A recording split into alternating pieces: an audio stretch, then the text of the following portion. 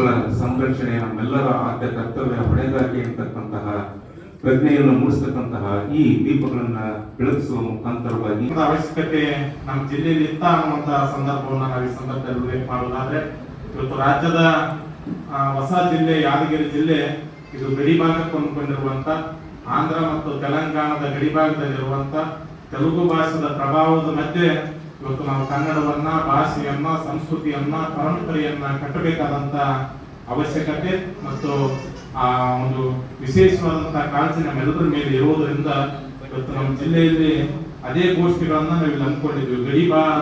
ಗಡಿ ಜಿಲ್ಲೆಗಳಲ್ಲಿ ಭಾಷಾ ಸಮಸ್ಯೆ ಹೇಗಿದೆ, ಜೊತೆಗೆ ಕನ್ನಡ ಭಾಷಾ ಬಾಂಧವ್ಯದ ಒಂದು ವಿಷಯ, ಜೊತೆಗೆ ಯಾದಗಿರಿ ಜಿಲ್ಲೆಯ ಸಾಂಸ್ಕೃತಿಕ ಪರಂಪರೆ ಮತ್ತು ಸಾಹಿತ್ಯ ಪರಂಪರೆ ಕುರಿತು ಇವತ್ತು ಇಲ್ಲಿ ಗೋಷ್ಠಿಯನ್ನು ನಡೆಯುವುದರಿಂದ ಇವತ್ತು ಯಾದಗಿರಿ ಜಿಲ್ಲೆಗೆ ಒಂದು ದೊಡ್ಡ ಪರಂಪರೆ ಇದೆ, ಒಂದು ದೊಡ್ಡ ಇತಿಹಾಸ ಇದೆ, ಒಂದು ದೊಡ್ಡ ಸಂಸ್ಕೃತಿ ಇದೆ. ಇಡೀ ನಾಡಿನ ಸಾಹಿತ್ಯಕ್ಕೆ ಮೂಲವಾದಂತ ಜನಪದ ಸಾಹಿತ್ಯ, ವಚನ ಸಾಹಿತ್ಯದ ಆರಂಭ ಬಸವಣ್ಣವರಿಗಿಂತ ಮುಂಚಿತವಾಗಿ ಮುದುಮೂರಿನ ದೇವರ ದಾಸಿಮಯ್ಯನ ಮೂಲಕ ವಚನದ ಉಗಮ ಈ ನೆಲದಲ್ಲಿ ಆಗಿದೆ.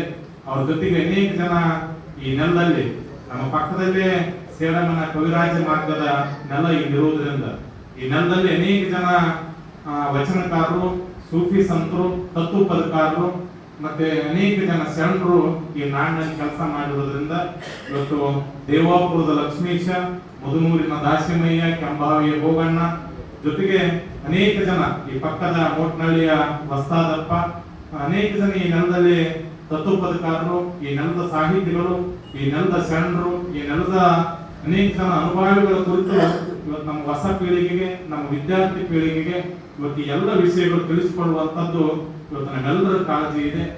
ಸಾಧನೆ ಇಲ್ಲ. ಹೀಗಾಗಿ ಪ್ರತಿಯೊಬ್ಬರಿಗೂ ಕೂಡ ಭಾಷೆ ಬೇಕು, ನನ್ನತನ ಅನ್ನುವಂಥದ್ದು ಬೇಕು.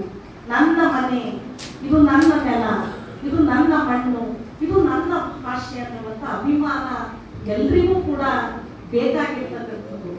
ಆದರೆ ಭಾಷೆಯ ಅಭಿಮಾನ ಅಂತಕ್ಕಂಥದ್ದು ಅತಿರೇಕಕ್ಕೆ ಹೋಗಬಾರ್ದು.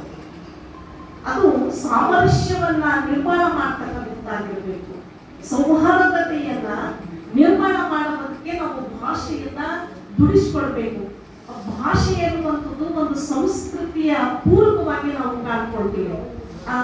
ಅದಕ್ಕೆ ನಮ್ಮ ಕವಿರಾಜ ಮಾರ್ಗಕಾರ ಹೇಳ್ತಾನೆ, ಭಾಷೆ ಅಂತ ಹೇಳಿದ್ರೆ ನಮ್ಮ ಕನ್ನಡದ ಗಡಿಗಳು ಎಲ್ಲಿಂದ ಎಲ್ಲಿವರೆಗೆ ಇದ್ದು ಅಂತ ಕವಿರಾಜ ಮಾರ್ಗಕಾರ ಹೇಳ್ತಾನೆ ಅಂತ ಹೇಳಿದ್ರೆ, ನಮ್ಮ ಈ ಭಾಷೆ ಅಂತಕ್ಕಂಥದ್ದು ಕನ್ನಡ ಭಾಷೆ ಯಾವ ರೀತಿ ಅಂತ ಕವಿರಾಜ್ಯ ಮಾರ್ಗದೊಳಗೆ ನೀವು ನೋಡ್ತಾ ಇದ್ರೆ ಬಾಳೆಯ ಹಣ್ಣಿನ ಸುಳಿದಂತೆ ಕನ್ನಡ ಭಾಷೆ ಎಷ್ಟು ಸರಳವಾಗಿದೆ ಅಂತ ಹೇಳಿದ್ರೆ, ಬಾಳೆಹಣ್ಣು ಸಿಪ್ಪೆ ನೀವು ತೆಗಿಬೇಕಾದ್ರೆ ಎಷ್ಟು ಸರಳವಾಗಿ ತೆಗಿತೀರಲ್ಲ, ಹಾಗೆ ಕನ್ನಡ ಭಾಷೆಯು ಕೂಡ ಅಷ್ಟೇ ಸರಳವಾಗಿರ್ತಕ್ಕಂಥ ಭಾಷೆ, ಬಹಳ ಅರ್ಥಪೂರ್ಣವಾದಂತಹ ಭಾಷೆ ಅಂತಕ್ಕಂಥ ಕವಿರಾಜ್ಯ ಮಾರ್ಗಕಾರದಲ್ಲಿ ಕಾವೇರಿಯಿಂದ ಗೋದಾವರಿಗೆ ಬೆಸರಿಪ ಕನ್ನಡ ನಾಡುಗಳು ಅನ್ನುವಂಥ ಮಾತನ್ನ ಗಮನಿಸಿದಾಗ ಕನ್ನಡ ನಾಡು ಒಂದು ಸೌಹಾರ್ದತೆಯ ಭಾಷೆಯಾಗಿತ್ತು, ಒಂದು ಸಾಮರಸ್ಯದ ಭಾಷೆಯಾಗಿತ್ತು ಅನ್ನುವುದನ್ನ ನಾವು ಶ್ರೀ ವಿಜಯದ ಕವಿರಾಜ ಮಾರ್ಗದಲ್ಲಿ ಗುರುತಿಸ್ತೇವೆ.